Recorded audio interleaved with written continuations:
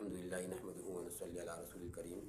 أما بعد فأعوذ بالله من الشيطان الرجيم. بسم الله الرحمن الرحيم. قال الله تعالى في كتابه المجيد وأفوض أمري إلى الله إن الله بصير بالعباد. صدق الله العظيم.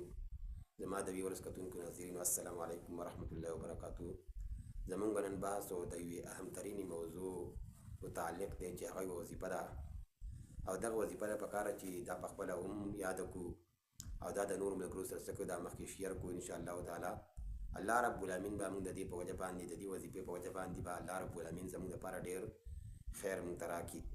کله چې یو بنده یو مسلمان مؤمن بنده د سهار لمونځ وکړي، سهار لمونځ په جمع باندې وکړي یا ځانه لمونځ وکړی شي او د دې نه وروسته یو وظیفه وکړي، نو هغه کې د دې انسان لپاره ډېر خیر دی.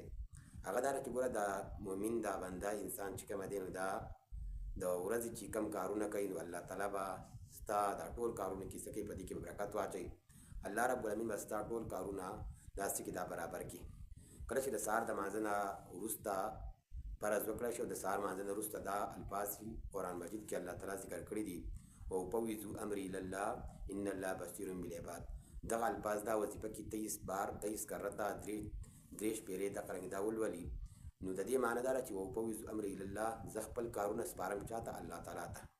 ځکه چې الله رب العالمین په خپل بندګانو باندې لیدونکی ذات دی. نو چې کله یو بنده خپل کارونه الله تعالی ته وسپاري نو الله تعالی به د ورځې څه کوي، د دې هر کار به څه کوي، دا به سموي. ځکه چې دا داسې ذات ته وسپارل چې هغه لوی ذات دی، هغه چاته محتاج نه دی، موږ ورته محتاج یو. نو دغه الله تعالی به ستا د ورځې چې کوم کارونه کوي، هر یو کار چې کوي جایز کار ناجایز کار نو کوم چې د دین متعلق کار دی یا د دنیا متعلق کار دی، نو الله تعالی به څه کوي، الله تعالی به ستا دا کار په خیر خیر د خوشحالو سره په برکت سره به الله تعالی دا سر ته څه کوي، دا رسوي. نو په کار چې دا وظیفه څه کړو، دا په خپله هم ولولو چې د الفاظ بیا یو بیر ووایم. بعضې ملګرو که جسي چې د الفاظ ورته یاد نه وي، وافوض امري الی الله ان الله بصیر بالعباد، دا 23 کرته دا ولوستلی شي د سهار فرض لمانځه نه وروسته انشاءالله تعالی د ورځې چې زموږ کوم کارونه یې هغه به برابر وي.